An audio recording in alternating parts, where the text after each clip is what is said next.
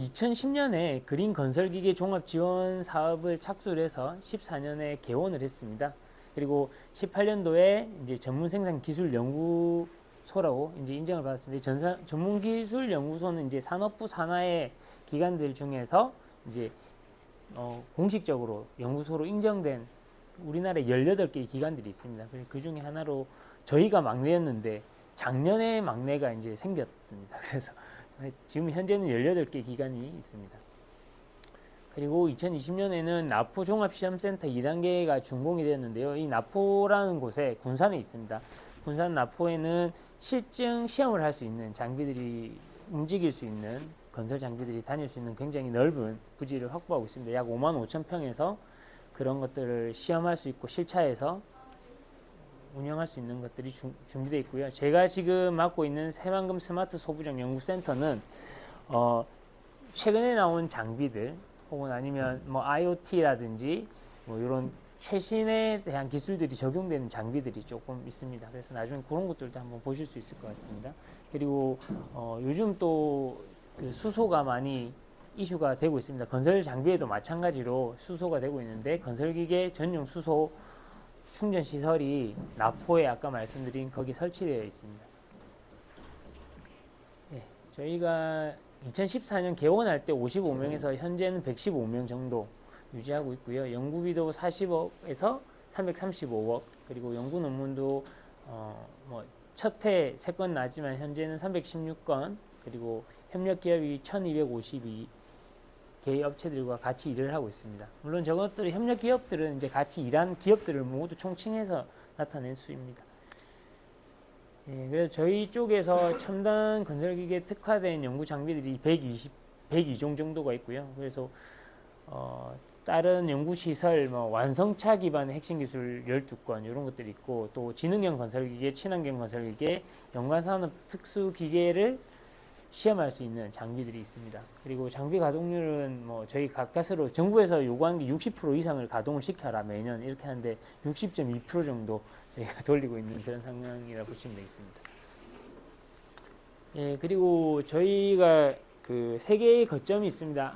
이 본원이 그 산단로에 있고요. 그리고 종합시험센터가 아까 말씀드린 그 나포에 있습니다. 그리고 스마트 소부장은 새만금 국가산업단지라고 해서 본원과 스마트 소부장 센터는 불과 5분 정도 차로 가면 되는 거리지만 저기 종합시험센터는 한 20분에서 25분 정도 떨어져 있는 거리라고 보시면 되겠습니다. 그리고 연구분소가 광명과 세종에 있어서 사실 수도권에서 에이스들 참 모시기가 어렵더라고요. 요즘 AI 하시는 분들, 빅데이터 하시는 분들 너무 구하기 어려워서 광명에 이런 분들 좀 모셔고 우리가 따로 운영을 하고 있고요. 그리고 세종에는 사실 이제 세종의 회의실은 제가 운영을 하고 있는데 여기서도 사실 산업부 대응을 위해서 저희가 만들어 놓고 거기에서도 또 다른 인력들이 한 4, 5명 정도는 머물고 있는 그런 상황입니다. 예, 본원의 모습이고요. 그거는 이제 다음에 기회 되시면 한 번씩 찾아주시면 언제든지 환영하니까요. 한번 와주시면 좋을 것 같습니다. 그리고 이게 종합시험센터로 이렇게 그림에서 보시면 이 나포라는 이곳에 굉장히 여기서는 좀 작게 보이시는데 실제로는 5만 5천 평이라서 꽤 넓습니다. 그래서 저 한 바퀴 돌면 4km 돌 수 있도록 만들어져 있고요. 그래서 저기는 가운데 쪽에 보시면은 트랙형 건설 장비가 움직이면서 성능 시험을 할 수 있도록 많이 만들어져 있고 동일하게 이제 옆에서는 이제 포장된 도로에서 잘 돌릴 수 있는 그런 장비들을 또 할 수가 있습니다. 그리고 이쪽에는 이제 그 시험 장비들, 설비들이 여기에 들어가 있고 여기에 이제 연구하시는 분들이 저기서 상주하고 계십니다. 그리고 스마트 소부장 센터는 스마트 장비들, 저기에 보이는 장비들이 이제 기존 우리가 나오는 건설기계가 조금 다릅니다. 이제 굴착기들이 대부분이고 휠로더도 이런데 다 지금 IoT를 위해서 각종 센서들이 막 달려 있고요. 보시면은 다음에 한번 기회가 되시면 여기 오시면 이제 여기를 제가 맡고 있는데 장비들은 다 최신 기종으로 굉장히 장비가 한 2억이라고 하면 거기에 달려 있는 센서들만 한 2억 정도 되는 그 배보다 배꼽이 큰 장비들이 많이 있는 그런 데입니다. 그리고 저쪽에도 이제 그 시험을 할 수 있는 유압 시험 장비들, 그리고 지능화된 시험을 할 수 있는 장비들이 구현이 돼 있는 그런 센터라고 보시면 되겠습니다. 그리고 저희 연구원에서의 이제 주된 과제 도출 현황들은 어떤 식으로 바라보느냐에 대한 내용들이 되겠습니다. 그래서 저희는 초격차나 대형 과제를 준비를 하면서 예전에는 사실 저희가 초창기부터 우리나라에서 앞서갔던, 그리고 해외를 따라가는 그런 제품들을 개발을 주로 많이 했었습니다. 근데 이제 사실 우리나라가 사실 건설 장비의 수준은 세계 6위 안에 항상 들 수 있는 그 정도 수준으로 많이 올라왔거든요. 그래서 뭐 수출이 거의 80% 정도 하는데 우리나라에서 생산액은 10조가 넘습니다. 그래서 수출하는 게 8조 이상이 된다라고 보시면 되고, 그만큼 큰 시장을 형성을 할 수 있는 배경들이 우리나라가 그만큼 많이 따라오는 것도 있지만, 앞으로는 사실 중국이 너무 잘 따라오고 있어서 저희도 글로벌 탑티어로 가지 않으면 안 되겠다라고 하고 있고, 그래서 초격차나 대형 과제들을 준비하고 있습니다. 그리고 인프라도 앞에서 보셨지만 많이 이루어져 있지만 아직도 부족한 것들이 많이 있어서 그런 혁신 인프라들을 확보를 해야 된다라는 생각을 하고 있고요. 그리고 기업 경쟁력 강화를 위해서 이제 연구개발 전주기로 지원을 하겠다, 뭐 이런 내용입니다. 그러면서 이제 저희 원장님의 철학이 좀 담긴 거는, 우리 연구원은 각 회사의 기업 부설 연구소의 역할을 하자라고 해서 지금 기업들을 많이 모집하고 있고요. 협력 기업들 많이 모집하고 있고, 진짜 이제 사업을 하기 위해서 국가 R&D든 어떤 것들을 하기 위해서 필요한 것들이 있다면 우리가 적극 지원해서 그쪽의 연구소의 약한 부분들을 우리가 메워주자, 뭐 이렇게까지 원장님은 말씀하셔서 강하게 드라이브를 하고 계십니다. 그리고 우리 연구원 자체에 대한 이제 몰입 환경과 문화를 만들어 가자 해서 좀 청년 결벽하고 연구원이 기업들에게 도움이 될 수 있는 그런 연구원이 되기를 원한다고 원장님께서 내용들을 도출하셨습니다. 그래서 저희 그 2035년에까지 미래 건설기계 혁신의 중심인 코세티라고 해서 저희 건설기계 부품연구원에 대한 비전과 모토를 볼 수 있고요. 그리고 글로벌 선도 전문 기관으로 도약하겠다. 현재 지금 200명이지만 35년 때는 현재 전문 인력은 115명이지만 35년에는 200명. 그리고 연구비도 지금 330억 정도 되지만 그때는 800억 정도로 해서 우리 연구원을 키워가자라고 말씀하고 있습니다. 그래서 요 목표 실현을 위해서 이제 4대 전략들을 저희가 보고 있는데, 이제 미래의 글로벌 시장 대응을 위한 이제 핵심 기술 개발이 돼야 된다. 앞에서 유사한 말인데, 혁신 인프라 조성하고 더 활성화가 돼야 된다. 그리고 중소 중견기업 경쟁력 강화를 위한 지원들을 해야 된다. 그리고 기관 운영 체계 선진화를 해야 된다. 이렇게 해서 저희가 4대 전략으로 추진하고 있고요. 세부 내용들이 많이 있는데요. 그런 것들을 저희 그 발전 전략이 나와 있는데, 혹시 필요하신 분들 말씀해 주시면 저쪽에 들어가는 세부 발전 전략들이 다 나와 있습니다. 그리고 추진 과제 중에서는 이제 글로벌 시장 대응 핵심 기술로는 이제 AI, IT 융합 기술을 개발하고 자율화, 지능화 건설기기 개발하겠다. 저희가 과제로 해서 목표는 그 자동차와 똑같습니다. 무인으로 하자라는데, 이게 처음에는 안전상의 자동차보다 훨씬 나을 거다 생각해서 별로 걱정을 안 해하고 시작을 했었는데, 가장 큰 문제는 이게 주행을 할 수 있는 공간이 자동차와 같지 않습니다.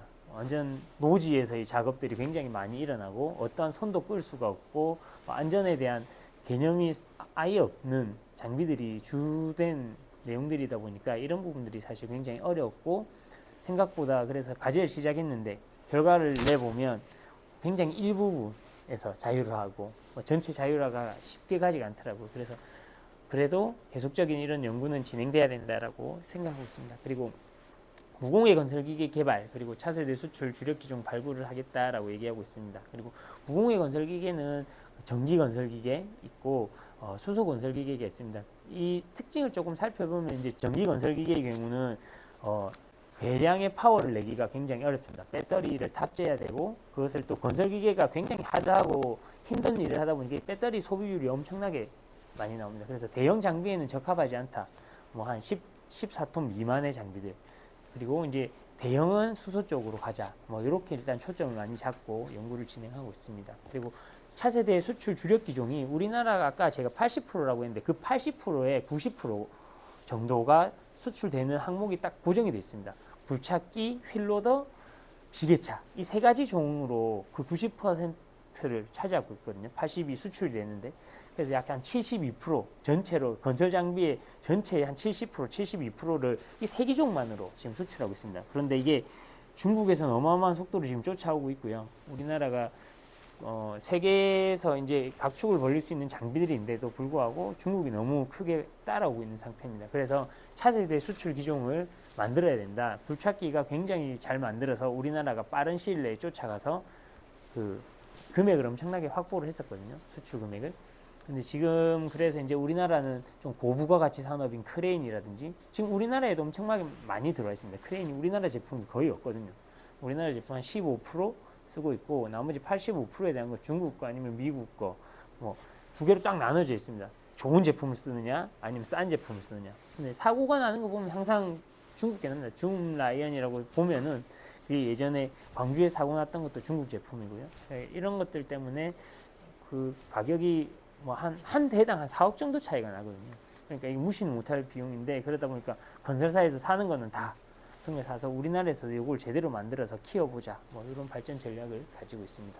그리고 저희가 이제 방산이나 특장차에 관련돼서도 연구를 많이 하고 있습니다. 저도 연구를 하는 거는 방산 쪽에서 저는 이제 VR 시뮬레이터라고 해서 K9 자주포를 주행하고 포사격을 하는데 그냥 만드는 게 아니라 거기에 정확한 데이터를 뽑아가지고 차량에 대한 동력항 모델을 만들고 분리 엔진을 만들어서 그것을 시뮬레이션에 담습니다. 그랬더니 오늘도 그 전북 테크노파크에서 왔다 가셨는데 오전에 제품이 정말 잘 만들어졌다 뭐 이런 얘기도 많이 듣고 있고요.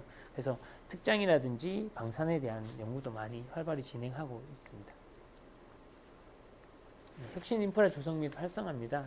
저희 뭐 시설이 사실은 본원이 가장 오래 지어지고 좀 건물도 이제 노쇠화되다 보니까 이제 이런 것들에 대한 확장이 더 필요하고 시설들도 확보가 많이 필요하다. 뭐 이런 내용들이고요. 그리고 지능화 친환경 특수기기에 대한 연구 인프라가 더 많이 필요하다. 그리고 고부가 가치 시험 인증 확대를 하겠다. 그리고 이런 것들에 대해서 저희가 사실은 데이터들을 그냥 모으기만 많이 했어요. 이런 데이터를 모으는 것들에 대한 일들을 많이 집중하다 보니까 하고 나면은 저희는 다 뭐라 이게 쓰레기 더미 같이 이렇게 데이터만 쌓여 있는 거죠. 그러면 또 하드를 계속 추가할 수밖에 없고 돈만 나가는 그런 형식이라서 저희가 그걸 좀 고부가 가치 하고 데이터를 쓸 수 있을 만한 마이닝을 통해서 데이터를 쓸 수 있는 만한 센터를 만들자라고 해서 그런 작업도 지금 진행 중에 있어요. 중소 중견기업 경쟁력 강화 지원입니다. 그래서 전주기 혁신 기술을 활용해서 기업 부설 연구소의 역할을 하겠다. 그리고 해외 유수 연구기관과 첨단 기술 협력 지원을 하겠다. 그리고 이 지역에 있는 특화 과제들 발굴해서 함께 성장하겠다. 뭐 이런 얘기들로 보시면 되겠습니다. 그래서 뭐 저희가 주로 지금 많이 포커싱하는 게 아까 말씀드린 기업 부설 연구소 그리고 해외 유수기관들과도 저희가 국제 공동 연구를 몇 건 진행을 하고 있습니다. 그래서 앞으로는 더욱더 이런 거를 확장해 나가야 되겠다라고 생각하고 있습니다. 기관 운영 체제 선진화인데요. 맞춤형 우수 인력 유치로 다문화 연구 역량 강한데 이게 아까 앞에도 말씀드렸지만 요즘 필요한 인재들이 사실 잘 서울 쪽에서 내려오려고 안 합니다. 그래서 가장 이게 아쉽고요. 그렇지만 이제 그런 걸 저희가 마련하기 위해서 광명에 내놓고 나중에는 뭐 성남으로 가자. 요즘 또 뭐 이게 기회일 수도 있는데 IoT 쪽, IT 쪽 사람들이 많은 일자리를 잃었다. 뭐 이렇게 돼 있어서 저희 연구원에서 뭐 모집해보자 이런 말도 나오고 있고요. 그렇습니다. 하여튼 이런 것들에 대해서 연구 역량을 강화하려고 하고 또 저희 내부에서 이제 성과 보상이나 복지 그래서 이런 것들을 잘 개발해서 연구하는 연구자들에게 좋은 환경을 조성하자. 그리고 디지털 연구 행정 저희 아직도 뭐 국가 과제 진행하면서 보면 페이퍼가 엄청 많이 나옵니다. 뭐 1년이 지나면 뭐 이런 한 과제당 한 4-5개의 이게 파일들이 이렇게 나오고 그 안에는 다 종이고 또 이거만큼 또 어디 따로 제출해야 되고 이러니까 엄청난 건데 사실은 이런 것들 다 이제 작년부터 저희가 한 15억 드린 것 같아요. 그런 것들을 다시 문서가 필요 없이 스캔으로만 문서 역할을 할 수 있게끔 인정받을. 정부에서는 그 문서를 5년간을 보관을 해야 된다 이러더라고요. 그래서 그런 것들을 어떻게 하면 해결할 수 있을지에 대한 방안들 준비하고 있습니다. 예, 그래서 저희가 건설기기 부품연구원이었는데요. 이번에 그 산업부하고 얘기를 통해서 한국건설기기연구원이라고 변경을 했습니다. 그래서 이 기관명은 이제 조금 더 우리가 그 연구 범위를 확장하고 좀 인지도를 더 올려보자라는 개념에서 이렇게 했고, 이제 저희 약칭을 원래 건품년이었는데요. 이제 한건년이라고 불립니다. 그래서 여러분들 오늘 처음 들어보신 분들이 아마 많을 건데요. 저희 연구원은 그 군산에 본원이 있고요. 거기에서 다양한 연구들을 진행하고 있고, 특히 건설기계는 우리나라에서 유일하게 있는 전문생산 연구원입니다. 그리고 특장차, 상용차, 그리고 방산산업 같은 것도, 그리고 농기계까지도 저희 같이 연구를 많이 하고 있습니다. 이거는 저희가 코세티에 대한 내용들을 저걸 집어넣고 GPT를 보고 그려달라고 해봤거든요. 그린 내용이 이 정도는 돼야 된다라고 이제 나와서 이걸 보고 성장시켜 보고자 합니다. 예, 이상이고요.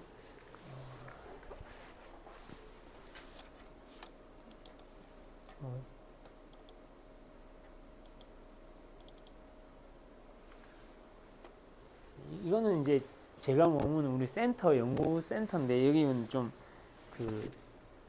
과제라든지 이런 것들이 좀 많이 나와 있습니다. 근데 보면 이제 저희 센터 또 어떻게 되어 있는지 한번 말씀드리고 있는 것 같습니다. 이게 제가 지금 여기를 맡고 있고, 그래서 그룹이 3개가 있습니다. 신뢰성 기술 연구 그룹, 첨단 부품 연구 그룹, 그리고 유압 혁신 연구 그룹이 있습니다. 그래서 신뢰성 쪽은 정건 그룹장, 그리고 첨단 부품은 유영철 그룹장, 그리고 유압 혁신 쪽에는 이충재 그룹장이 맡고 있고요. 이제 각각 이름별로 신뢰성을 맡고 있고, 첨단 부품 쪽에서는 특히 이제 포커싱 된 게 그 전선 쪽에 요즘 나오는 탄소 섬유라든지 이런 것들이 많이 포함된 그런 연구들을 진행하고 있습니다.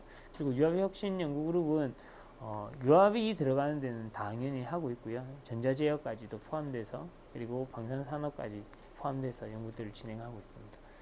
저희 신뢰성 연구그룹 원들이고요. 그리고 사실 저기 있는 조용군 책임연구원이라고 되어 있는데, 연구센터의 파운더라고 보시면 됩니다. 저희 연구센터를 저기 처음에 이제 과제 수행을 할 때 200억짜리 스마트 건설기계 사업으로 이제 따오셨고, 저분이. 그래서 저기를 이제 잘 갖고 놓으시고, 이제 제가 도리어 물려받은 격이 돼가지고, 하여튼 이제 은퇴가 1년 남으셔가지고 어쩔 수 없이 이제 제가 맡았는데요. 이 조용군 책임연구원이 이 파운더라고 보시면 되고, 여기에서 지금 잘 연구가 진행되고 있습니다. 그리고 여기 이제 그 각각의 업무들이 있습니다. 내용들을 제가 요걸 공유를 드리면, 혹시 관심 있으신 분들, 같이 연구가 가능하신 분들 있으면 연락 주시면 같이 연구를 하시면 좋을 것 같습니다. 첨단 부품 연구 그룹이고요. 여기도 마찬가지로 앞에서 말씀드렸듯이 그 전선에 좀 특화되어 있고 다양한 연구들을 진행하고 있습니다. 첨단이라는 글자가 있지만 사실 어떤 부품들에 대한 연구들을 많이 진행하고 있는 그룹이라고 보시면 되겠습니다. 유압혁신 연구그룹도 마찬가지로 유압 부분, 그리고 건설 쪽 부분, 해석 부분 이렇게 나눠져서 잘 연구하고 있습니다. 연구 수행 현황인데요. 이건 저희 수행 지금 하고 있는 과정들입니다. 신뢰성에서 한 6개 과제 진행하고 있고요. 그래서 내용들은 보면은 스마트 특성화 기반 구축 사업이라고 해서 저희가 지금 스마트 센터가 있고, 그 안에 들어가는 다양한 이제 부품들을 시험할 수 있는 장비들이 있는데, 그것들을 집어넣는 그런 과제들이 되겠습니다. 그리고 스마트 팩토리 구성용 이송 모듈 신뢰성 평가 인프라라고 해서, 저희 쪽에 이제 그 스마트 팩토리에 들어가면은 그 베어링들이 있습니다. 베어링들을 개발하는데, 이게 대형 베어링들인데요. 대형 볼 스크류 베어링 같은 것들을 시험할 수 있는 장비들이 구현이 되어 있고, 그런 것들을 구현해서 이제 각 기업이 사용할 수 있도록 구축을 해놓은 그런 장비들입니다. 그리고 이제 이거는 하베스트라 해서 작업 툴인데 우리가 굴착기를 보면 이렇게 파는 버켓이라고 하는데 이 버켓의 역할만 있는 게 있지만 이거를 또 바꾸면 브레이커 역할도 하고 커터 역할도 하고 다양한 역할을 할 수가 있습니다. 근데 이거를 바꾸려고 하면 얘를 떼고 다른 걸 붙이고 해야 되다 보니까 좀 번거로움도 있고 작업에 대한 효용성이 떨어지는 부분도 있다 보니까 두 개를 동시에 이거 로테이션하게 바꿔가지고 이렇게 로테이션하면 버켓 쓰다가 돌리면 집게도 쓰고 뭐 이런 작업들을 할 수 있게끔 그런 것들을 개발하는 그런 내용들이라고 보시면 됩니다. 그리고 이거는 이제 순수 이제 기업들 지원하는 그런 과제들을 만들어 가지고 지금 기업들을 지원하고 있는 그런 내용들이 되겠습니다. 그래서 이게 산업혁신 기술 지원 플랫폼이라고 하고 이런 것들 기계업종이나 특히 건설 농기계 업체들이 이런 것들 필요할 때 저희 보게 되면은 뭐 패키지 서비스 지원수 뭐 이렇게 돼 있습니다. 뭐 연간 5건 뭐 이런 식으로 돼 있는데 저런 것들에 대해서 이제 기업들이 필요한 것들이 있으면 지원을 하시면 저희가 이런 것들이 이제 공고가 날 때는 저희 홈페이지 그리고 아니면 이걸 진행하는 키아트에서 이게 동시로 같이 공고를 올리거든요. 이전에는 이제 이쪽에 관심이 없었으니까 모르셨었는데 이제 혹시 관심 있으시고 우리 회사나 내가 있는 곳에서 이런 것들을 지원받을 시제품 제작이라든지 뭐 서비스라든지 시험이라든지 이런 거 지원을 받을 수 있으니까요. 한번 봐주시고 지원해 주시면 좋을 것 같습니다. 그리고 일본에서 나오는 이제 철도 차량인데요. 이게 철도 차량이 나오는 이제 저널 박스 자체를 이렇게 해석하고 저희 연구원에서 이걸 만들지는 않습니다. 벽진이라는 기업에서 만들고 저희는 이걸 가지고 해석을 하고 강도 해석이라든지 이게 구조적인 문제가 없는지를 봐주고 그걸 가지고 벽진에서 다시 한번 만드는 그런 내용들이 되겠습니다. 이것도 마찬가지고요. 양산전에서 문제들이 발생된 것들. 그래서 양산 성능 사업이란 건 어떤 사업이냐면 이거는 그냥 국가에서 기업과 우리 연구원에 돈을 줍니다. 돈을 주고 양산을 위한 사업을 하세요라는 겁니다. 우리 만들었는데 업체에 납품을 했는데 터져버렸어요. 그래서 양산이 안 되고 있어요. 그럼 이제 이걸 가지고 우리한테 가지고 와서 우리가 구조적 해석이라든지 또 다른 내부 시험을 보강을 해서 진짜 양산할 수 있는 과제로 갈 수 있는 그런 과제입니다. 이거는 사업비 1억이라는 건 저희가 갖고 오는 거고 기업들은 한 2억 정도 가져간다고 보시면 됩니다. 그래서 이런 것들도 회사에서 우리가 양산을 했는데 실패했다. 뭐 이런 것들이 제일 좋습니다. 거기선 그런 것들을 보고 지원을 많이 하거든요. 그런 것들이 있으면 지원하시면 뭐 꼭 건설기 저희 연구원에 오는데 꼭 건설기계 아닌데도 많이 옵니다. 뭐 타타 대회에서 오고 상용차 부품 회사에서도 오고 이렇게 하기 때문에 기계라든지 뭐 로봇이라든지 이런 것도 다 양산 성능을 저희 많이 하고 있어서 오시면 같이 하시면 좋을 것 같습니다. 이건 첨단 부품 연구 그룹에서 하고 있는 일들이고요.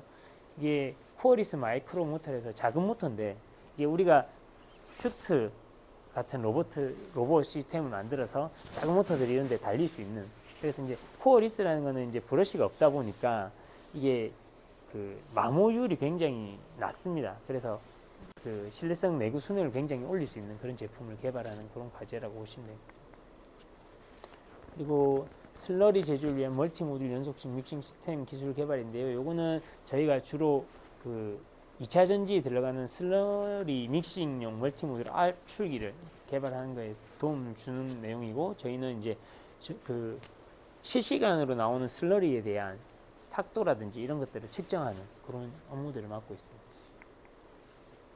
예, 그리고 자동차용인데 이제 고전압, 고압, 고열, 저열 이런 데서 이제 확인되는 케이블에 대한 시험 평가를 저희 연구원에서 하는 그런 과제라고 보시면 되겠습니다. 그리고 이것도 마찬가지고 이거는 이제 이것도 고내열, 예, 동일한 과제인데 이제 수행 기간과 좀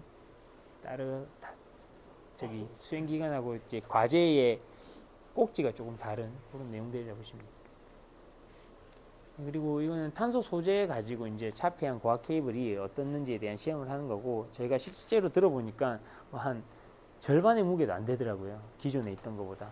그래서 이런 것들을 했을 때 이제 차에 실리건 항공기, 특히 항공기 같은 데는 이런 가벼운 것들을 해야 연비가 좋아지고 안전성이 높아지다 보니까 이런 것들이 굉장히 효율적일 거다. 그래서 이제 개발을 하고 있는 내용들이 되겠습니다. 그리고 이거는 이제 뭐 기획을 제가 많이 했었고 아마 교수님 제자분도 같이 아마 연결이 돼가지고 지금 연구를 진행하고 있는데요. 이거는 이제 IoT하고 AI 기술을 접목을 해서 지능형 융합 실린더 고장 내지 보정 기술을 만들자라는 겁니다.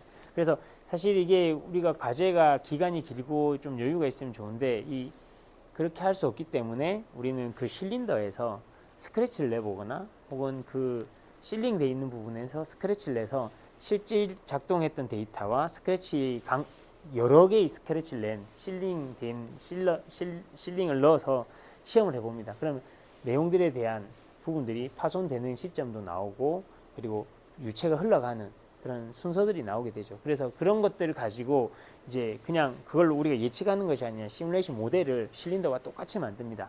NCS를 통해서 만들고 그 NCS를 통해서 우리가 동력학 해석 기반의 그 구조 해석까지 같이 진행을 하죠. 그래서 그 부분에 들어가는 이제 실링이 된 부분들에 대해서 어떻게 이것이 앞으로 변할 것이다. 그래서 우리가 예측을 할 수 있는 그것들 경향성을 맞춰보는 거죠. 그래서 막 이게 80% 이상이면 이제 어느 정도 인정이 된다라고 말씀을 드릴 수 있고요. 그래서 이제 그거뿐만이 아니라 이 지능형 실린더라서 굴착기나 뭐 실린더가 쓰이는 장비를 우리가 움직이면 이게 끝에서 가다가 사람에 따라서 쓰고 싶은 점이 있더라고요.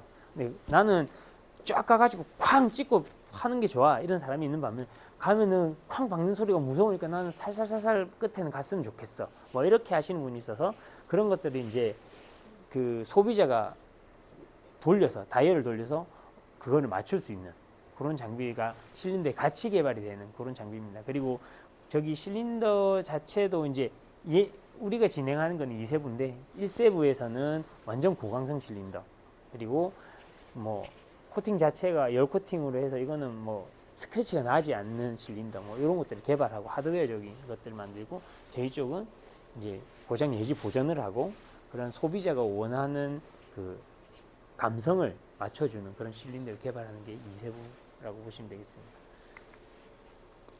아까 앞에서 말씀드렸던 이것도 양산 성능 평가 사업인데요. 지금 보게 되면은 그 휠 굴착기 구동 엑셀에 들어가는 제품들을 보여주고 있습니다. 그래서 이 엑셀에 대한 제품들을 설계 검증하고 아까 말씀드린 해석들을 통해서 시험까지 했을 때 어떻게 변화하는지 그런 내용이고 이거는 이제 굴착기 그 주행 유닛이라고 하면 우리가 보이네 제가 잘 안 보여가지고 저기 뒤에 보면은 그 크롤러라고 하는데 이 크롤러를 구동하는 유압 모터가 있습니다. 그 유압 모터는 감속기하고 이렇게 엮여져 가지고 유닛으로 제 안에 들어가서 이제 쟤를 움직일 수 있게 하는 건데요.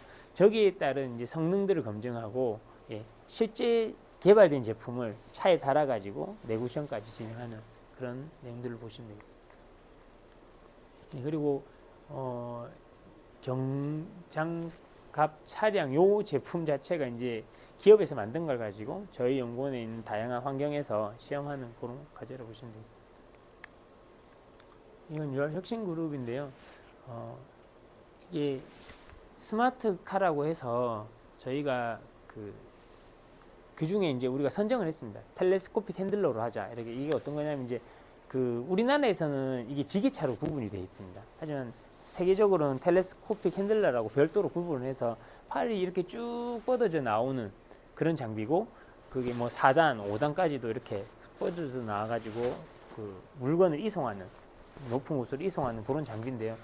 그런 것들이 이제 자율 주행이 되게 하자. 이거 보면 그 주행을 한다 보면은 뭐 어디로 갈지 모르잖아요. 근데 이 건설 장비는 특히 이제 안전성이 확보가 돼야 되고 사고가 나면 좀 크게 납니다. 이게 자동차와 조금 다르게 굉장히 크게 나다 보니까 이런 것들에 대한 안전 조치를 하자라고 해서 텔레스코픽 핸들러가 가기 전에 그러니까 자율주행을 하려면 맵을 만들고 장애물을 회피하고 확인하고 가야 되는데 저게 그냥 가면서 확인하기는 어렵기 때문에 그 로봇 같은 차량 4대가 작고 굉장히 예쁜 차량 4대가 먼저 갑니다.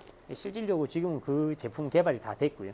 4대가 가서 상황들을 보고 맵들을 막 그려나가면서 2대는 맵을 그리고 있고 2대는 장애물들을 검출하고 있고 장애물이 왔을 때 알람 주고 요것들을 그 엣지 기반의 데이터 센터로 보내서 여기에서 아까 그 장비, 자율주행하는 장비에게 전달합니다. 그럼 그 장비는 그 경로 패스를 따라서 가서 거기에 작업할 수 있게끔 가는 그런 내용의 과제라고 보시면 되겠습니다. 그래서 위험 환경 극복을 위해서 이거 만드는데 저희 하다가 사고도 나고 막 그렇게 했었어. 하고 있는 과제고 올해가 아마 마지막 과제라서 저희 뭐 열심히 하고 있습니다. 아까 이거는 이제 엣지 기반에서 저희 연구원에서 가지고 오는 이제 이세부에 들어가 있는 시험을 하고 시나리오 만드는 그런 내용들이라고 보시면 됩니다. 그리고 이거는 이제 굴착기가 기존에 만들어진 굴착기도 있고 새로 나온 굴착기가 있는데 사실은 이 유압 에너지 회수 장치를 달면은 한 25%, 30% 에너지 절감을 할 수가 있는데 그거를 우리나라에 사실 개발을 잘 못해서 한 10%, 15%까지 했던 예전에 두산 인프라코라는 데서 만들어서 적용을 했었습니다. 하지만 저희가 이제 알고리즘을 개발하고 유압 밸브 자체를 굉장히 획기적으로 좀 만들어서 절감을 30%까지 하겠다라고 한 과제고요. 그래서 이거는 지금 내년에 마감이 되고 올해는 작년에는 부음에서 오는 에너지 이게 자중 낙하에 의해서 얘를 사실은 유압이기 때문에 압을 탁 그 밸브를 풀어버리면 자동으로 떨어지거든요. 이 자동으로 떨어진 에너지 그냥 우리는 회수할 수가 있는데 기존에는 이걸 버리는 거죠. 예, 돌이 힘을 쓰는 거죠. 그러다 보니까 기존 거와 비해서 이제 에너지를 회수할 수 있고 또 선회라고 해서 이게 이너셜 에너지가 있는데 이게 돌다가 탁 멈췄을 때 유압은 계속 돌거든요. 유압은 그 관성에 의해서 가는데 그거를 탁 막으면서 충격으로 열로 이걸 이제 에너지를 버려버리는데 그 에너지를 그대로 회수해가지고 어큐뮬레이터나 유압 실린더 장비로 바로 보낼 수 있게끔 연결을 해서 그것도 에너지를 절감을 할 수 있습니다. 그러면 한 30%까지 올라간다라고 이제 저희가 시뮬레이션에서 나왔는데 지금 제품 개발하고 있고요. 부음에서 벌써 작년에 우리가 했던 게 한 17%, 18% 정도 에너지 회수가 되는 걸 확인을 했습니다. 그리고 친환경 특장차 효율 전기유압 시그마 파워 모듈이라고 있는데 이게 이제 견인차들에 들어가고 혹시 이 뭐 시그마 파워 모듈 자체가 어떤 거냐면 우리가 건설 장비에 들어가거나 각 특장차에 들어가는 그 MCV나 밸브들이 있습니다. 뭐 대부분의 뭐 특장차에서는 PVG 32, 16 이 정도를 쓸 건데 이런 것들에 들어가는데 우리가 그 힘을 다 안 써도 되거든요, 사실. 근데 이제 이게 어떻게 쓰이냐면 무조건 엔진에서 돌아져 나와서 동력이 그대로 공급이 됩니다. 그러다 보니까 이게 버려지죠. 나머지 오버된 에너지는 버리는데 이제 그렇게 하지 말자는 거죠. 여러 개를 이렇게 만들어 놓고 필요한 에너지가 들어왔을 때 그 장비를 움직일 수 있는 실린더를 움직일 수 있는 동력만큼만 이쪽에서 열어서 쓰자 뭐 이런 내용입니다. 그래서 그래서 이제 고효율 전기 유압이라고 얘기를 하는 거고요. 그래서 시그마 파워 모듈은 이런 모듈을 하나 만들고 또 더 필요하면 여러 개를 묶어서 쓸 수 있는 그런 내용들이 되겠습니다. 그리고 클라우드 기반의 건설 산업 장비용 무선 트랜스미터 개발 및 양상 성능 평가입니다. 예, 이것도 우리나라에서는 지금 센서가 개발이 많이 돼 있죠. 유압 센서도 있고 있는데 이게 실질적으로 많이 쓰이지 못하는 이유들이 있습니다. 신뢰성이라든지 이런 것들이 많이 떨어지고 있고 그리고 그 안에 들어가는 사실 칩 자체가 우리나라 게 아니거든요. 그래서 이거는 어떻게든 국산화를 좀 해보자라는 개념에서 만들었고 이런 장비가 그리고 또 무선으로 나온 센서들이 없습니다. 국내에. 그래서 유압 시스템이든 뭐 우리는 그렇게 얘기합니다. 유압 센서, 유량 센서 다 별도거든요. 그리고 온도 센서 이런 거 다 별도로 이제 취급을 하는데 이제 이 트랜스미터는 거기에서 나오는 데이터 전환만 해주면 이 트랜스미터 통해서 클라우드에 데이터를 저장할 수 있습니다. 그래서 요것들을 이제 개발이 끝났는데 이제 소비자에서 요구하는 그 데이터의 정확도라든지 이런 것들을 더 올려달라 해서 사업을 진행하는 내용들로 보시면 되겠습니다. 그리고 이거는 머신러닝 기반의 그 3단 변속 지게차를 만드는데 변속이 지금 2단으로 보통 되고 있고요. 근데 이게 이제 그 머신러닝을 통하다 보면은 우리가 사용자가 지금 이 사람이 스타일에 따라 우리 자동차 지금 보면 아시겠지만 그 한 3개월 정도 우리의 새 차를 사면 계속 학습을 합니다. 요즘 나온 차. 내 소비자는 출발할 때 바로 왕 밟어. 아니면 천천히 가, 뭐 이런 것들을 얘가 학습을 계속하고 있거든요. 학습을 해서 저에게 맞춰서 연비가 제일 좋은 지점으로 엔진 마력 곡선들을 옮겨 놓습니다. 포인터들을. 그러면 확실히 차는 연비가 절감이 되거든요. 근데 이것도 마찬가지로 지게차는 1, 2, 3단까지 진행을 할 수가 있는데 머신러닝을 통해서 소비자가 만드는 그 시간에 따라서 그 엔진 곡선에 따라서 이제 그것도 동일하게 3단으로 변속. 이 사람은 시작할 때가 그냥 일단 끝에서 시작해. 왕 밟아서. 일단 밑에서 시작한 사람이 있고 다 다른데 시작하면 2단으로 올릴 때 조금 있으면 올리면 돼. 뭐 이런 식으로 이제 데이터들이 학습을 합니다. 그거를 저희가 지령을 주지 않고 그냥 완전 머신 러닝 기반으로 아예 데이터 기반 러닝을 진행을 하면 저희가 그 차에는 아직 다 알아보지 못했습니다. 작년에 시작해서 차에는 다 알아보지 못했지만 저희가 이제 시뮬레이션하고 보드하고 다 준비를 하고 했을 때는 한 10% 정도는 지금 본 내용이고요. 저기 15%는 그 10% 더하기 자체가 이제 또 에너지 절감할 수 있는 방안들이 있어서 그런 것들을 들어갈 수 있게 되어 있습니다. 그리고 저희 이제 친환경 RT 크레인 상부 작업체 최적화 기술 개발이라고 해서 이제 크레인 쪽에 저 붐대에 대한 그 에너지 아까 회수할 수 있는 부분들을 회수를 하고 붐을 경량화하고 저 밑에 하부체를 수소 동력원으로 바꾸는 그런 사업이라고 보시면 되겠습니다.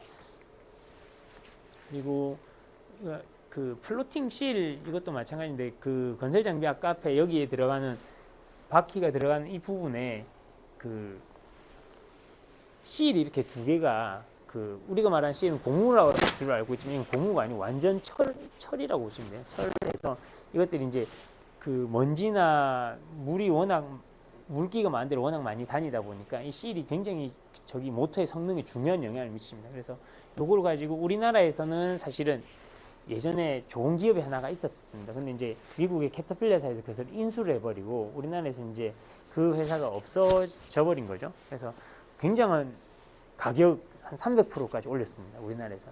그래서 이제 그 팔린 그 회사의 이제 사장님이 캐터필러로 사장님 되셨거든요.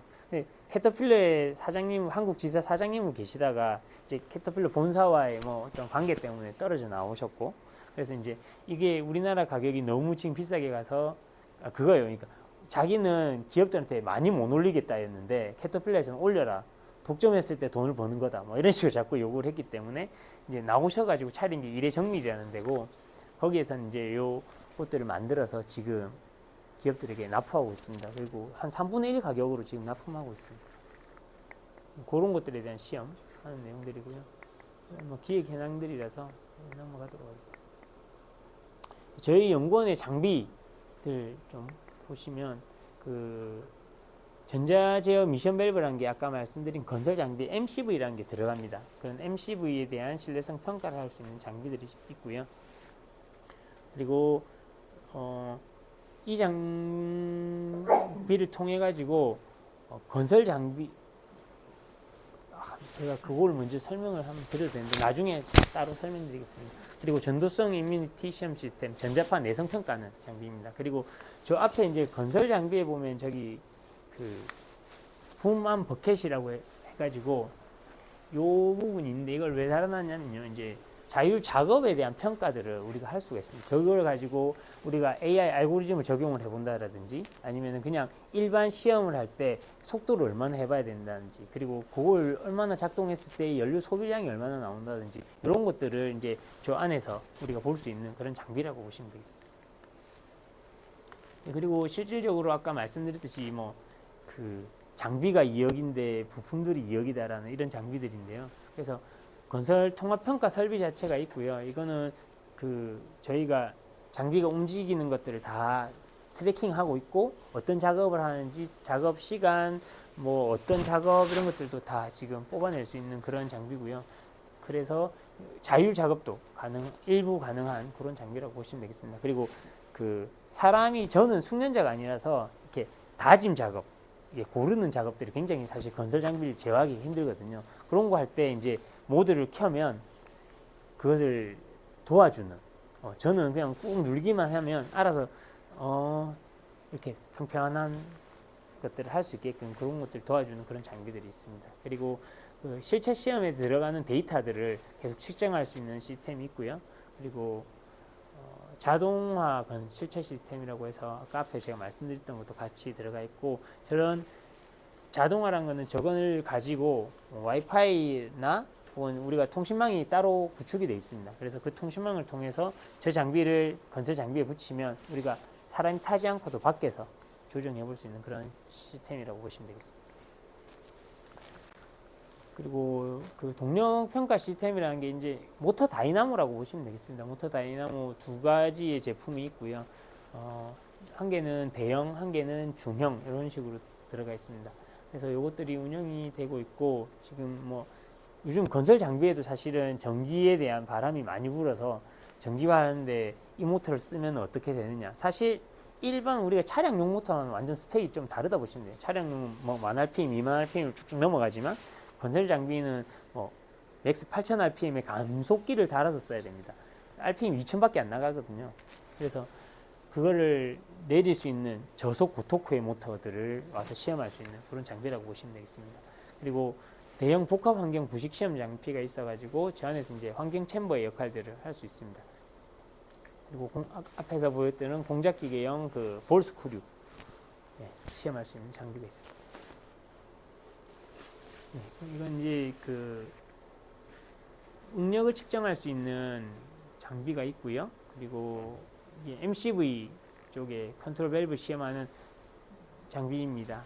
저거는 한 개는 성능을 시험할 수 있고 한 개는 내구성 시험을 할 수가 있는데, 이제 내구는 그 센서들이 많이 빠져 있고 일단 필요한 데이터 계측을 할 수 있는 그런 내용들이고, 약 전자 밸브도 20개까지 컨트롤할 수 있도록 제작이 되어 있습니다.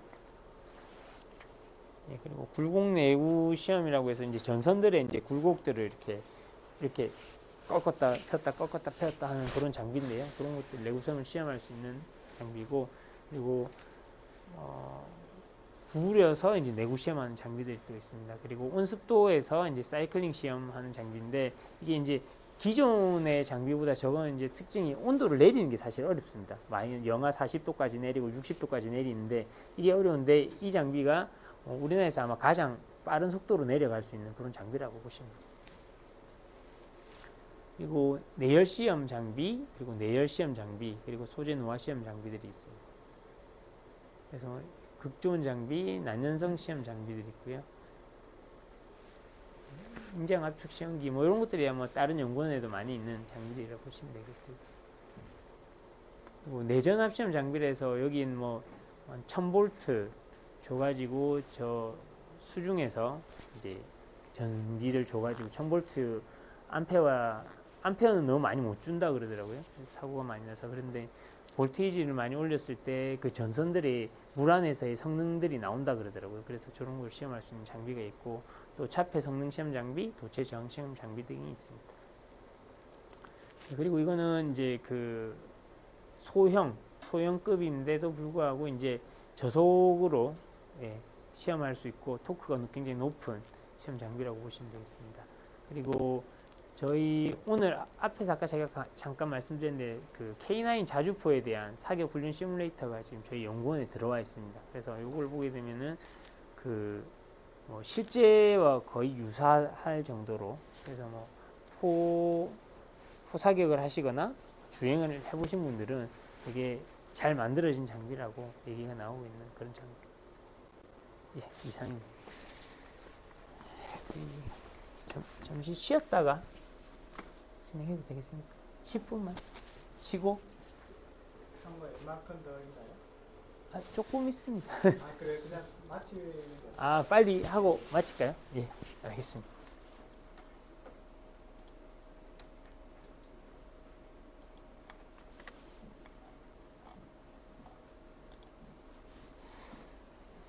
그러면 요거를 하고 마치도록 하겠습니다.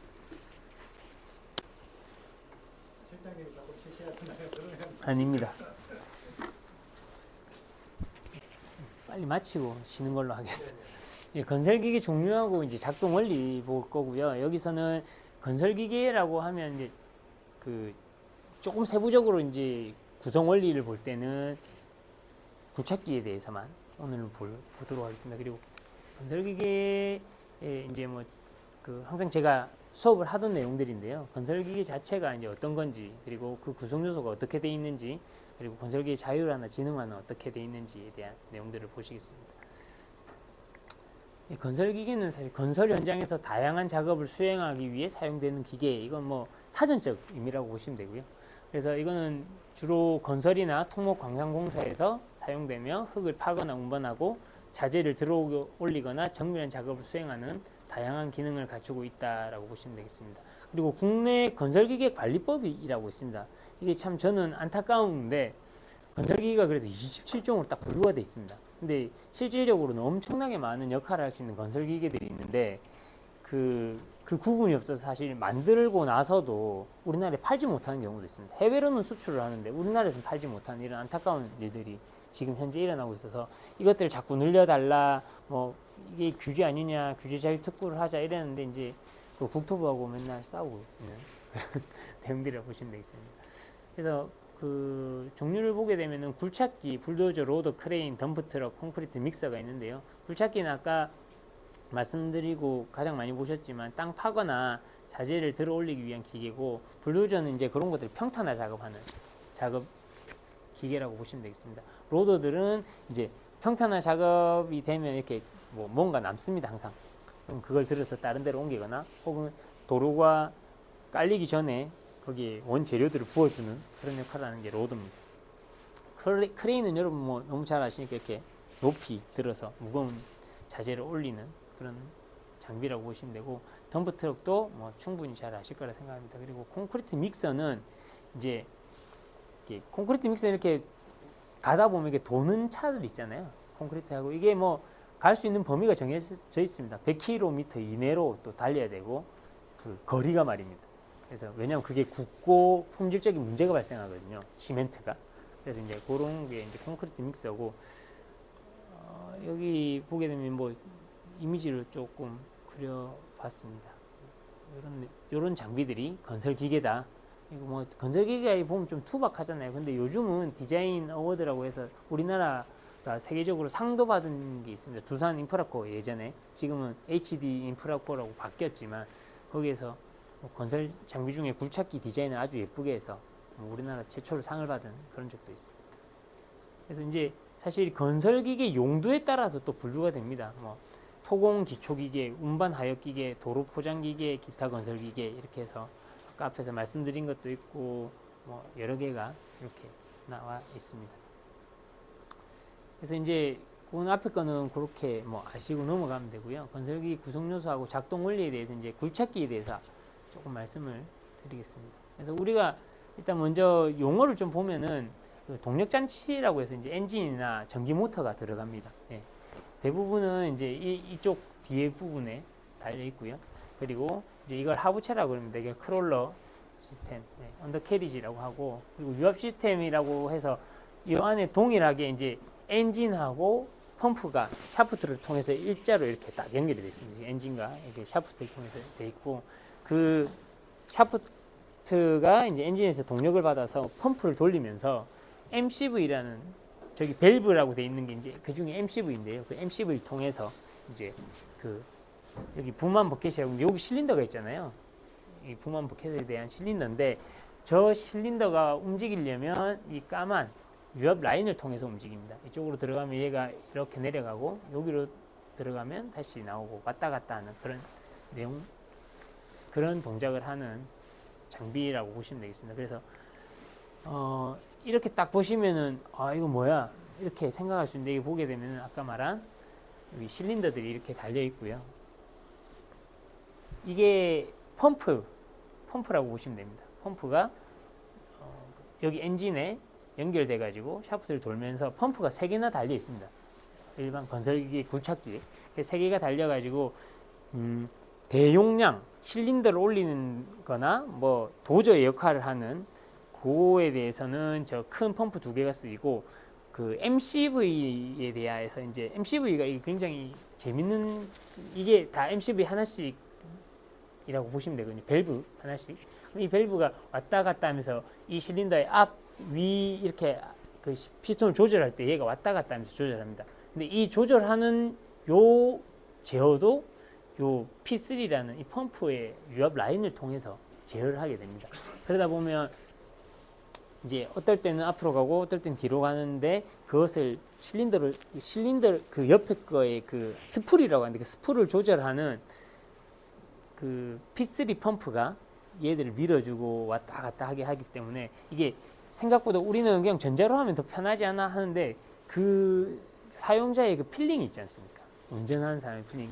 그 필링이 굉장히 유연하면서 유체의 장점들이 거기서 많이 발견이 됩니다. 그래서 실질적으로 저것을 전기로 대체할 때는 사실 이제 안 좋은 것들은 기존의 사용자들이 이건 느낌이 좋지 않아. 네, 부드럽지가 않아. 뭐 이런 얘기를 많이 합니다. 그래서 그런 것들이 이제 조금 더 아직도 연구 개발이 많이 돼야 된다라고 말씀드리고 싶습니다. 그래서 이런 유압 회로도를 그 굴착기에 대한 연구를 하고 싶다면 이런 유압 회로도를 독도할 수가 있어야 되고요. 그리고 요거를 이제 그 핵심적인 부품들이 어떤 건지도 알아야 되고 요걸 통해서 우리가 제품을 개발할 수 있다라고 보시면 되겠습니다. 그리고 그 아까 말한 뭐 펌프가 요렇게 앞으로 나간다는 게 위로 토출한다는 개념으로 그려져 있는 겁니다. 그래서 제가 펌프라고 보시면 되고 저거와 반대로 되어 있는 경우들이 있습니다. 요렇게 얘는 이제 들어온다라고 해서 모터라 유압 모터입니다. 이 펌프와 모터의 역할은 완전 반대고 펌프는 유압을 내뱉고 모터는 그걸 받아가지고 돌아가는 회전의 역할을 하는 그런 거라 보시면 되겠습니다. 그래서 그거를 그리고 요렇게 딱 이건 생긴 거 보시면 다 실린더인지 아시잖아요, 그죠?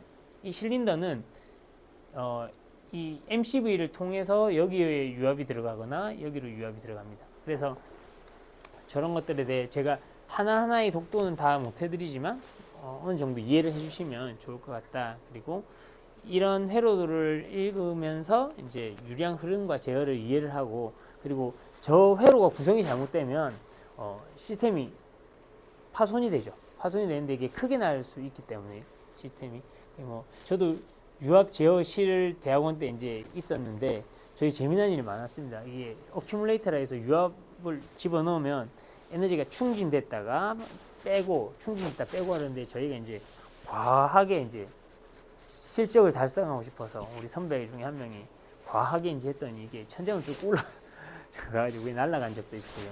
그리고 유압 호수가 이렇게 작동을 하고 있다가 터져가지고 이게 쳤는데 다행히 사람이 맞진 않았는데 이제 이게 치면은 거의 뭐 만약에 쳤으면 사람이 죽거든요. 그 정도로 압이 높아가지고 막 200바, 300바가 되기 때문에 그래서 저런 회로들을 보면서 우리가 시뮬레이션하고 뭐 요즘은 그래도 해석 툴이 워낙 잘 나와 있어가지고 확인이 가능합니다. 내가 이 회로를 다 그려놓고 시뮬레이션을 돌려보면 문제가 있다. 이건 지금 회로가 잘못된 거죠. 그런 것들을 확인을 할 수가 있어서 다행인데 예전에는 이거 굉장히 중요했다고 합니다. 그래서 이걸 조금 더 이제 쉽게 나타내면 여기서 조이스틱이 움직이면 이 MCV에 신호가 갑니다. 이 MCV 신호가 가서 이제 펌프에서는 이쪽으로 유압을 계속 그냥 쏘아주고 있거든요. 계속. 근데 이제 신호에 따라서 이 밸브가 열려서 모터로 가거나 유압 실린더로 가게 되죠. 실린더는 3개가 있고 유압 모터는 2개가 있기 때문에 2개가 저렇게 최소 5개. 그리고 여기는 안 나와 있지만 굴착기에 보면 앞에 이렇게 발 같은 게 있잖아요. 로더 같이 꾹 눌려주는 그것도 내나 유압 실린더를 씁니다. 그리고 이제 요게 이제 딱 보면 이제 그 핵심 요소라고 보시면 됩니다. 굴착기를 구성하는. 그리고 다른 건설 장비는 이것보다 더 심플하게 움직입니다. 대부분이. 특별한 경우를 제외하고.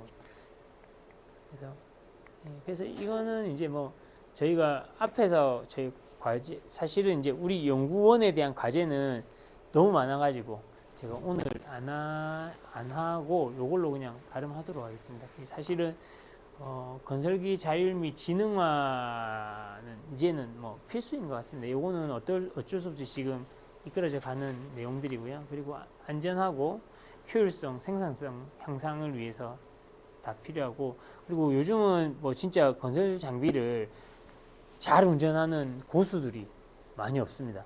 예전에는 뭐 볼보에 제가 이제 장인이 때서 갔더니 계란을 잡더라고요. 이렇게 계란도 잡고 붓으로 글을 쓰고 이런 장인이 계셨었어요. 근데 요즘은 이제 그게 뭐 그분만 옛날에도 잘했을 수도 있지만 사실 그런 고급 인력들이 자꾸 이제 우리가 인력이 감축되다 보니까 그런 것 같기도 하고 또 이 일들이 건설 장비가 터프하잖아요. 요즘 사람들이 좀 편한 거 좋아하고 하니까 이런 것들도 좀 없어지는 것 같습니다. 그래서 자율화가 더 필요하다라고 보시면 되겠습니다. 그리고 비용도 절감이 되고 환경을 보호해야 되는 것들이 요즘 많이 일어나고 있고 뭐 규제가 너무 많아지고 있는 것 같습니다. 그래서 그리고 이제 데이터 활용이나 예측을 할 수 있는 그런 것들을 통해서 이제 우리 미래가 더 밝아질 수 있기 때문에 이런 것들이 필요하다고 보고요. 그래서 이제 어려운 것들이 있죠. 이제 지능을 위해서 어려운 게 이제 아까 앞에서 말씀드렸지만 그 도로가 너무 열악합니다. 저희 연구원에서 시험을 하면 뭐 이렇게 해주시고 저렇게 해도 이게 자율주행하다가 서버리고 이런 경우들이 너무 많습니다. 그래서 복잡한 환경에서 비선형적 도로 상황이나 예측 불가능한 조건들이 건설 현장에 굉장히 많이 있습니다. 그리고 센서나 데이터의 처리에 한계가 있습니다. 건설 현장에 이 데이터들을 많이 받아야 되는데 이게 사실은 다 돈이잖아요. 데이터 받는 게 다 돈이고 그런 것들이 아직 굉장히 많은 어려움들이 존재합니다. 그래서 아까 뭐 비용들이 그래서 개발 비용도 많이 들고 유지 비용도 많이 드는데 그래서 이게 완성차 업체든 부품 업체든 이것들에 대해서 개발하면 좋죠. 개발하면 좋고 개발해야 된다라는 의미를 갖고 개발을 하지만 사실 팔리나?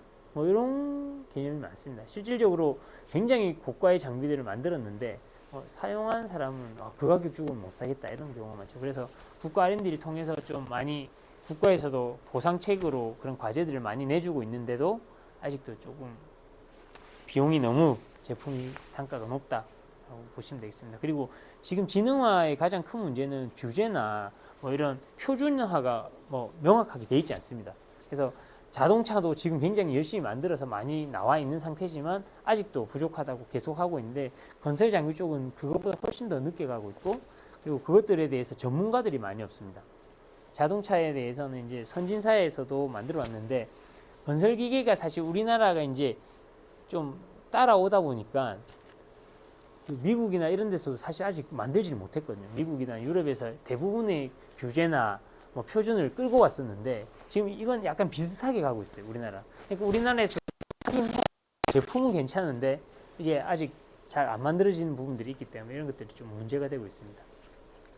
그리고 그 새로운 기술들이 나오면 아까 앞에서 말씀드린 그 필링이라든지 기존 것들에 대해서 이제 부담스러워하는 그런 개념들이 있기 때문에 그렇고 또 이게 아까 앞에서 말한 그런 다양한 센서와 뭐 위치 추적과 이런 것들에 대한 사이버 보안에 대한 문제가 생각보다 차량의 도난보다는 훨씬 큽니다.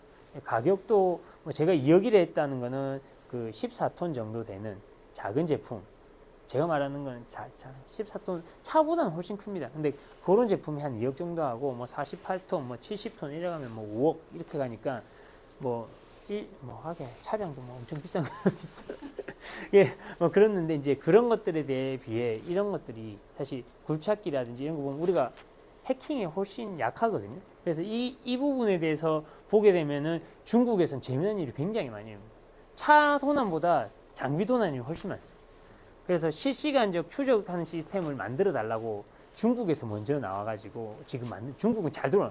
그러니까 중국이 진짜 소비에 의해 필요에 의한 거는 빨리빨리 하거든요. 그러다 보니까 우리나라는 지금 뭐 현대건설기기에서 만드는 이 장비들이 어디서 뭘 하고 있는지 다 몰라요. 근데 중국은 이제 그걸 다 체크해요. 그래서 내가 지금 조정 안 하는 시간에 누가 움직였다 해라 그 자리를 즉각 가는 거죠. 네, 그래서 지금 중국이 그런 거 되게 잘하고 있고 물류 쪽으로 엄청 강하게 하고 있습니다. 건설 장비 중에 물류에서 쓰이는 건 지게차들. 지게차들은 또 보면은 캐빈이 다 열려 있거든요. 그러니까 그거 잘 훔쳐가고 그런 것들이 있습니다. 그래서 이제 그 필요 기술들을 좀 나열해 봤는데요. 그 GPS나 RTK 기술, 라이다 및 센서 기술, AI 및 머신러닝, 자율주행 시스템, 원격 제어 기술 이렇게 해서 이것들은 뭐 우리가 잘 아는 기술들인데 사실 자동차나 뭐 로봇 쪽에서는 많이 지금 해서 개발이 되어 있지만 아직 건설 장비 쪽에 아직 부족한 부분이 많다라고 해서 설명 내용들 한번 보시고 주요 특징이나 적용 사례를 보시면 되겠습니다. 교수님 요거는 내용으로 다 나중에 알겠습니다. 그리고 이제 3D 모델링 이런 것들이 이제 조금 재밌는 건데 사실 저희가 공사를 시작하면 이렇게 산이 있으면 이 산을 그냥 예전엔 그냥 깎았습니다. 그리고 사람이 보고 잘 깎았어 하면 이게 그날 업무가 끝난 거였거든요. 근데 요즘은 어떻게 하냐면 드론으로 스캔을 딱 한 다음에 산을 그대로 그려줍니다. 그리고 우리가 지령을 줄 때 니은자로 깎아 놓으세요 이러면 사람이 그걸 보면서 깎고 시간마다 와서 비교를 합니다. 그만큼 깎였는지. 그래서 비교를 해서 깎였어 이러면 이제 다음 단계로 넘어가고 그래서 일을 마치는. 그러다 보니까 예전에 그 관리 감독자의 그 갑질에 대한 부분들이 많이 사라지고 이제 이렇게 되면서 시간도 단축이 됩니다. 시간도 단축이 되고 일하는 사람들은 이제 자기가 빨리 편하게 하면 되니까 그런 것들이 있습니다. 그래서 3D 모델링이나 시뮬레이션 하는 것들이 지금 중요해졌고 그것들을 이제 드론으로 래핑을 잘해서 요즘은 진행하고 있다라고 보시면 되겠습니다. 그 내용이 막 요 밑에도 있는데 그런 내용이고 그리고 통합 관리 플랫폼이라고 해서 뭐 캐터필러에서 너무 이거를 앞서 나가버려가지고 우리나라도 많이 따라가고 있는데 저희 연구원에서도 지금 통합 관리 플랫폼의 일부를 지금은 구축을 해놓은 상태고 이런 걸 더 고도화하기 위해 국가 과제로 많이 트라이 하고 있습니다. 그리고 예측 유지 보수 시스템인데요. 이거는 사실 고장 예지 자체가 쉽지 않습니다. 부품별 고장도 어렵고요. 실차에서 굉장히 어렵습니다. 그리고 부품에서 우리가 고장 예지 아까 실린더 저희가 열심히 해서 이제 모델을 만들었어요. 얘 딱 시험해 보면 고장 언제 날지 알게 됐어요.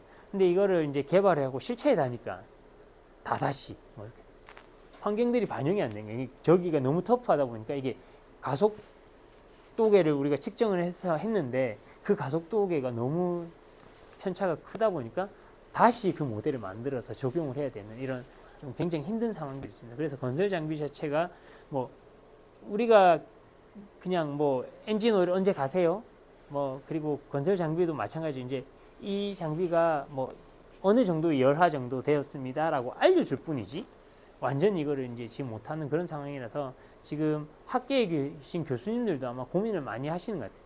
이거 우리 실컷 해서 자동차도 잘 안 맞던데 건설 장비 보니까 너무 안 맞는데 그래서 지지난 PHM 학회에서 교수님들이 패널을 논의할 때 그런 얘기를 많이 하셨습니다. 우리가 PHM을 한다고 했는데 안 되네. 그래서 이런 것들에 대한 우리 어떻게 해야 될까라는 고민들을 지금 많이 아마 하고 계시는 걸로 알고 있습니다. 네, 그리고 이거는 그 잘 나가는 기업들 한번 적어본 거고요. 지금 캐터필러는 자율주행 덤프 트럭하고 굴착기는 아예 만들었습니다. 그래서 그 초대형 자율주행 차량들로 가고 굴착기는 그 위에 퍼가지고 다 담고 사람은 없이 합니다. 그런 것들을 진행하고 있고요. 그리고 코마츠도 마찬가지고 코마츠가 이제 일본 기업임에도 불구하고 지금 시장을 한번 떠들썩하게 했던 게 스마트 건설 솔루션입니다. 아까 제가 앞에서 말씀드렸던지 그 자동화하는 그 지원하는 그런 것들을 제일 처음 해서 우리나라가 지금 따라간 거고요. 코마츠는 10년 전에 그걸 완성을 했습니다. 그러다 보니까 그때 당시에 너무 떠들썩했고 우리나라도 따라가고 캐터필러도 따라가고 뭐 그래서 일단 저쪽에서 이제 그 자율화 하는데 그리고 아까 말한 드론을 통해서 그 맵을 그린 것도 일본이 가장 먼저 했습니다. 그래서 저 코마츠라는 업체가 굉장히 이 순서는 그 캐터필러는 세계 1위고요. 그 다음에 기술적으로 코마츠가 2위라고 보시면 됩니다. 그리고 뭐 국가적으로 볼 땐 그 미국이 1위, 2위가 중국, 3위가 일본, 볼보 이렇게 나와요. 그리고 우리나라가 6위에 있고 독일하고 우리나라가 0.1% 차이로 5위, 6위 왔다 갔다 하고 있습니다. 그렇게 보시면 되겠습니다. 그리고 현대에서도 그 콘셉트 X라고 해서 그 솔루션을 완제품을 만드는 건 아니고 이렇게 하면 이렇게 될 거다라고 솔루션을 좀 만들어 놓고 지금은 이제 그 국가 과제를 저희랑 같이 한 것도 있습니다. 드론부터 해서 아까 앞에 지금 개발된 게 현대 인프라코어에서 우리랑 같이 했었고 그것들이 지금 잘 되고 있습니다. 그 존 디어는 지금 사실 농업 기기를 잘 만드는 회사고 세계 1위고 그리고 앞에 말한 자율화가 잘 접목되어 있습니다. 근데 이제 갑자기 작은 굴착기들을 만들기 시작해요. 몇 년 전부터 작은 굴착기들을 출시하면서 농기계에 접목되어 있던 그 IoT 기술들은 캐터필러를 뛰어넘거든요. 존 디어가. 농기계 쪽으로는 엄청 잘 돼 있고 농업에 대한 자동화를 좀 말하면 끝내주게 해놨습니다. 예, 끝내주게 해놔서 우리나라 농기계 업체들은 다 그냥 저렇게 보고 배운다라고 보시면 됩니다. 예, 근데 이제 그 캐터필러가 긴장하고 있는 그런 기업이라고 보시면 되겠습니다. 그리고 싸니는 뭐 크게 기술력적으로는 아직은 아니지만 판매량이 세계 2위인 뭐 그런 굉장히 많이 성장한 쌉니다. 예, 싸서 엄청 자국의 시장도 워낙 많고 그래서 나와 있는 상품입니다. 그래서 뭐 진흥화 사례인데 저희 연구원에 있는 장비들입니다. 이 장비가. 근데 이런 센서들이 다 들어가 있습니다. 그래서 아까 배보다 배꼽이 더 크다라고 말씀드린 거고요. 저런 거 가지고 이제 데이터 수집하고 장비 운행하고 그리고 모니터링 합니다. 이렇게 모니터링해서 관제 시스템에서 저걸 보면서 누가 주행하고 있어 이런 것들도 나오고요. 그래서 그렇게 이해해 주시면 됩니다. 그리고 이거는 이제 그 저희들 과제했던 내용들이고요. 그래서 뭐 실질적으로는 이런 자율 작업할 수 있게 원격 제어를 해라, 뭐 그 품질 관리도 해라, 뭐 이런 포장들을 하고 났을 때의 측정도 장비에서 해라, 뭐 이런 내용들이 되겠고요.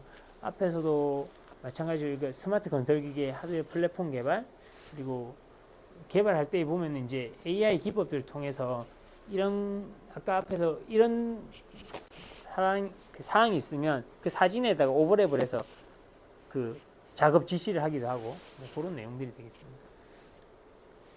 그래서 뭐 다짐 자동화 저거는 뭐냐면 이제 그 롤러가 예전에는 우리가 다 사람이 타서 왔다 갔다 했는데 이제 그러지 않고 카메라하고 GPS 달아가지고 쭉 갑니다. 근데 한 대만 가는 게 아니고 한 5대 정도가 동시에 갑니다.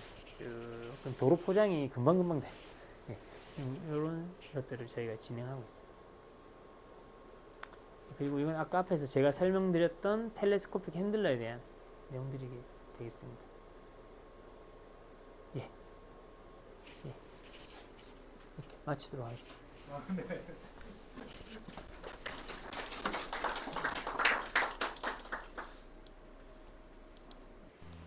또 건설기계에 대한 현황과 여러 이제 연구 주제들을 쭉 설명을 해주셔서 너무 감사드립니다. 혹시 이제 지금 임연호 대표님 너무나 관련이 있는 거 아닌가요? 특수 장비, 특수 차량을 제작해서 이제 판매하는 이제 대표님이신데 뭐 혹시 뭐 관련해서 질문이 혹시 없나요? 네? 아, 네네네. 혹시 이제 다른 질문이 있으면 질문을 해주시기 바랍니다. 이게 자 없으시면 오늘 첫 시간이라 네네. 잘 이렇게 제가 이제 여러 질문들을 이렇게 준비를 했는데요. 네. 이제 지금 현재 이제 많은 이제 장비들이 네. 연구원에 있는데 그러한 장비들을 이제 우리 어떤 필요한 기업에서 그걸 쓰고 싶다라고 하면 어떻게 해야 되는 거예요? 지금 현재 이제 보여주신 거를 보면 네네. 산자부 과제를 통해서 네. 특정 업체와 특정 이제 또는 기능을 하는 거를 이제 개발하거나 시험하거나 양산화하는 거를 실증하거나 뭐 이런 거를 주로 이제 보여주셨는데 이제 그런 어떤 과제 형태로 해야 되는 것인지 아니면 뭐 또 다른 방법이 있는지 아, 예. 그거가 좀 첫 번째로 궁금해요. 저는 사실 이제 뭐 지금은 뭐 원래 전공은 이제 유압 제어 뭐 그리고 뭐그 소프트웨어 개발 뭐 이런 쪽으로 대학원 때는 많이 했었고요. 모터 제어 했는데 이제 지금은 사실 이제 과제 기획을 가장 많이 하고 있습니다. 그러다 보니까 주로 이제 그런 얘기가 오면은 과제를 엮을 수 있는 데를 소개를 해드리는데 이제 사실 그런 것들은 또 시기가 있고 이러다 보니까 긴급한 업체들은 사실 뭐 현대나 이런 데서는 과제 안 하고 그냥 막 맡깁니다. 저희한테. 예, 그 비용이 산정이 돼 있기 때문에 그냥 막 맡기시고 그래도 좀 그래도 급하지 않고 조금 과제를 기획해서 할 수 있다라는 업체들한테는 저희가 도리어 거기에 맞는 과제들을 좀 소개를 해드리고 정부 지원 네, 과제를 이제 이렇게 맞습니다. 연결해서 주로 많이 하려고 네. 하고 이제 그래서 관련해서 이제 특정 이제 어떤 업체들은 또 본인들의 연구소가 있을 텐데 네. 연구원의 어떤 그 역량을 빌리는 경우는 어떤 경우에 그런 경우가 있는지. 저희 사실은 이제 그 저는 저희 밑에 있는 직원들한테는 뭐 풀로 지원해라라고 얘기를 하는데 그 풀이라는 거는 이제 기획은 제가 하고 이제 지금은 제가 대부분 기획을 하고 이게 밑에 직원들을 이제 붙여줍니다. 그러면 이제 그 직원이 사실은 기업에서 제일 어려운 게 시장 조사, 뭐 그런 뭐 기술 개발 동향 뭐 이런 것들이 굉장히 까다롭고 그리고 사업 계획서 자체를 쓰는 것 자체가 어렵고 사업에 편성하는 것도 어렵고 기업들이 사실 잘하는 기업도 있지만 아직 힘들어하는 기업들이 많이 있거든요. 그런 것들을 이제 풀로 지원한다는 거는 아예 가서 이런 것들 다 해결해 드려라 라고 해서 저희가 사업 계획서를 거의 뭐 한 7, 80%는 다 씁니다. 실제로. 네. 기업에 그런데 가서 기업의 상황을 처음에 보는 게 우선이고요. 기업이 어떤 기업인지 어디에 장점이 있는지 그리고 저는 이제 사실 제가 제일 잘하는 것들은 그 과제를 대기 위한 아이템이 어떤 건지를 판별을 잘하고 거기에 대한 그 아이템을 녹여줘야 되는데 창의성이나 독창성이 없으면 사실 요즘 과제가 안 되거든요. 근데 그 우리는 이걸 잘해요. 그래서 이걸 잘 만들 수 있어요 하면 근데 이거 하셔야 됩니다. 이거 안 하시면 이 과제로는 과제가 될지 안 될지를 판단을 해서 그게 창의적인 과제면 그냥 그대로 해서 우리가 과제 계획서 쭉 쓰면 되는데 아닐 경우는 이거를 하셔야 되는데 회사에서 가능하신지 뭐 그런 것들을 이제 협의를 하고 이제 일들을 진행을 합니다. 그다음에 이제 다음 질문은 이제 이게 지금 보니까 많은 시험을 하고 있고 아까 말씀하신 또 뭐 어떤 센서가 많이 있는데 그런 데이터들이 이제 많이 쌓였을 거라고 생각이 들고 아까 그렇다고 하셨는데 그것을 이제 활용하는 아까 뭐 어떤 전략도 수립을 하신다고 했는데요. 그 전략은 어떤 게 있는지 예. 좀. 그 데이터가 사실 이제 기업들이 시험을 의뢰를 해서 나온 데이터들이 이렇게 저희가 오픈하기 굉장히 힘듭니다. 그래서 이제 지금 하고 있는 거는 일단 데이터들을 분류를 먼저 하고 있습니다. 제가 왔는데 데이터 분류도 하나도 안 돼 있고 아무것도 없어가지고 지금 분류하고 있는 상태고 이제 그 각각 시험마다 데이터들이 분류가 되면 이제 이게 나중에 우리가 마이닝을 통해서 유효한지 안 한지에 대한 것들을 분류를 또 할 거고요. 그래서 유효한 데이터들은 그걸 사실은 새로운 데이터를 좀 만들어 보려고 합니다. 왜냐하면 이거 로우 데이터를 그대로 쓰면은 제공한 업체에서도 동의하지 않을 뿐만 아니라 우리가 그것들을 일부들을 뽑아가지고 유의미한 데이터를 만들어내면 이건 우리만의 데이터가 될 수 있기 때문에 이제 그렇게 좀 활용하면서 그 데이터가 필요한 기업들이 있을 것 같거든요. 네. 지금 보면 뭐 현대에서도 이런 데이터 있냐 없냐 맨날 물어보는데 이제 실질적으로 그거는 데이터 수집을 많이 했어야 되는 것들만 얘기를 하고 있는데 우리가 그것들을 가지고 다른 데이터가 나왔으니 이 데이터를 활용해 보세요라고 이제 제안을 하려고 뭐 저는 이제 제 입장에서는 그걸 이제 전략적으로 원장님께 보고를 드렸고 저희가 데이터 센터를 작게나마 구축을 하겠습니다라고 데이터 얘기하면서 센터를. 예. 아주 훌륭한 생각인 것 아니, 같습니다. 이제 마지막으로 이제 요게 이제 전국적인 이제 어떻게 보면 도움이 되는 연구소라고 할 수가 있는데 네. 이제 저희 전라북도도 보면 이제 군산이 이제 그런 상용화 이런 저기 자동차를 많이 만들고 있고 여기 현대도 만들고 있고 또 특수 자동차 단지도 네. 있고 이렇게 이제 되는데 혹시 이제 이 지역에 혹시 도움이 되는 어떤 점은 어떤 것이 있다고 생각이 드십니까? 저희가 뭐 일단 군산 지역에 뭐 우리나라에 대기업이 두 개나 일단 건설 장비 쪽에 두산 인프라코어하고 현대가 있었고요. 그리고 그거 말고 또 특장차 쪽에 이제 안 그래도 특장차 협회 쪽에 저희가 일을 많이 하고 있습니다. 일반 특장차 협회요? 예, 예. 그래서 이제 특장차 하는 업체들하고 일을 굉장히 많이 하고 있고요. 김제에 있는 모든 업체들은 다 거의 우리랑 일을 한두 번 해보셨을 거예요. 예, 그래서 이제 그런 지역에 있는 기업들과 같이 코어가 할 수 있고 또 저희 센터가 이제 좀 뭐 이용을 하기에 용이하게 구축이 돼 있고 그리고 또 하나는 지금 뭐 이건 뭐 제가 기획하고 있는 이제 센터를 하나 김제에 저희가 만들려고 합니다. 그래서 이제 그 특장차 업체가 사실 이제 특장차의 기술이 이렇게 조금만 업그레이드 하면은 건설기계 기술로 될 수 있거든요. 지금 특장차의 시장은 우리나라에 2조인데 건설기계가 10조고 근데 특장차 업체가 일로 해서 뭔가 사업을 변모하면은 시장성이 확 커질 수 있는데 이 지역 기업들을 보면은 다 이제 뭐 크게 못 크고 있는 경우들이 많아요. 200억, 300억에서 계속 머물고 있는데 이제 이런 것들이 이제 건설기계를 좀 더 전환을 지원을 할 수 있도록 그 상용화 센터를 저희가 지금 준비하고 있거든요. 김제에. 그래서 그렇게 되면은 뭐 제2의 이제 호룡 같은 기업들이 나올 수 있지 않을까. 호룡도 처음 제가 봤을 때는 뭐 한 500억, 600억 하다가 뭐 건설 그 전기 건설 기계를 일단 하면서 그것 때문에 수익이 나진 않았지만